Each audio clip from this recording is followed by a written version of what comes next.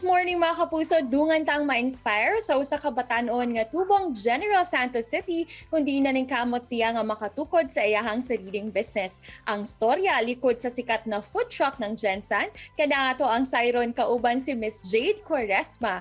Good morning Miss Jade and welcome dito sa At Home with GMA Regional TV. Okay naman kaayo. Well, at such a very young age, naka-establish na ka sa imuhang sariling food truck business.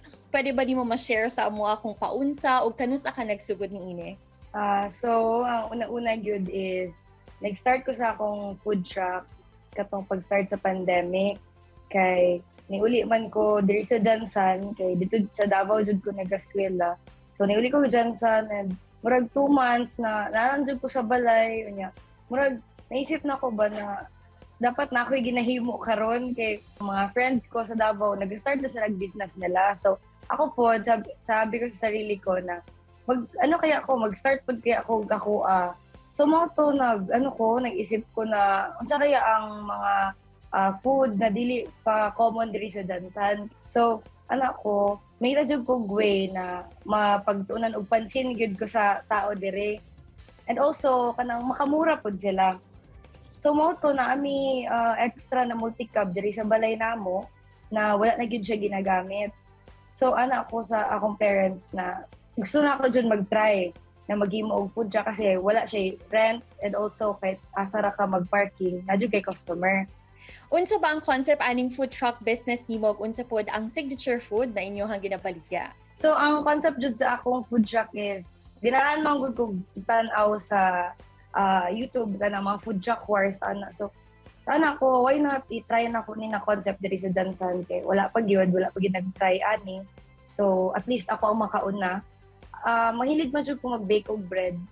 So na timing jud na isipan ako why not magbaligya ko og kanang for barkada siya na meal which is katong 16 inches na ako ang bread. I-try lang na ako paganahan bang taga Jansan. So, nahimo na ako akong signature na dish which is mga 16 inches na mga sandwich na iba-iba ang mga flavor niya. Can you take us back to your childhood? Sugod ba pagkabata, dream na ba gyud mo nga makatukod sa imong sariling business? Oo, bata pa gyud ko, hilig na gyud kay ko baligya sa classroom sa una, baligya ko mga yema na mahimuon na mo sa akong mami ana kay ganahan jud ko na ako yung ginabaligya. And also, dream gyud nako sa una na magkaroon og food truck kay sa una katong nauso ang burger machine na naka-food truck pud to sila sa una. So ko na soon makahimo pud ko ging ani kay gusto jud ko na try kung unsay feel na mag-business na naka-food truck. Jade, what's so special din naman about your food truck? What makes it very new and unique? So, ang special about sa akong food truck is, at first, ako ang pinakauna diri sa Jansan. And also, ako po ang una diri na nagbaligya gyud og kanang American cuisine o kanang jud siya, dili gyud siya common na makita sa tao na naka-food truck ko niya, mga ana ang mga baligya.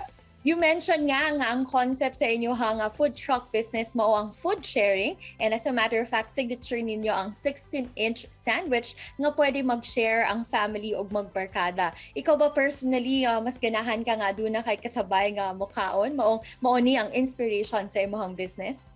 Oo, actually mao gyud na akong idea anong gihimo na akong 16 inches gyud kay akong 16 inches na sandwich is mas-slice siya og 7 slices. So makakaon na gid ang tanan.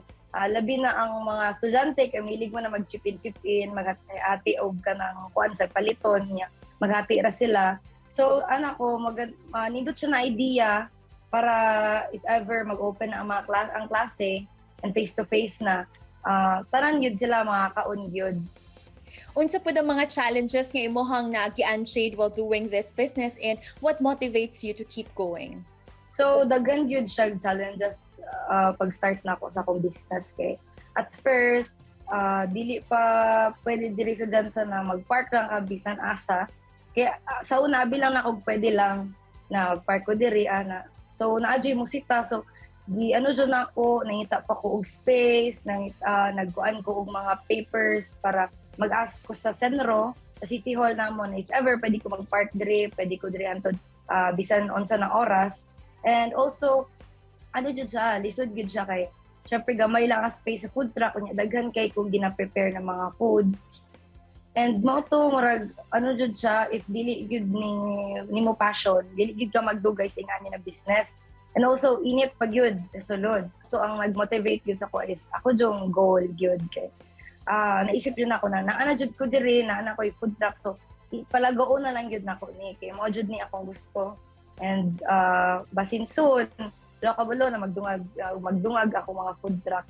Any message, ma'am, para sa ato ang mga kapuso viewers nga gusto sa mag-venture sa ilahang sariling mga businesses? Ako message sa tanan na gusto pod magkaroon ng business na same sa ako ano lang gyud, tiwala lang gyud sa inyong sarili kay if wala jud kana jud ang pinakauna, kung wala may tiwala sa sarili wala lang pud ang tanan. So mao lang to. Daghan kaayong salamat, Ma'am Jade, sa imuhang inputs. Daghan kaayong miga natun-an kanimo. Thank you also for your time and stay safe always. Kini ang At Home with GMA Regional TV.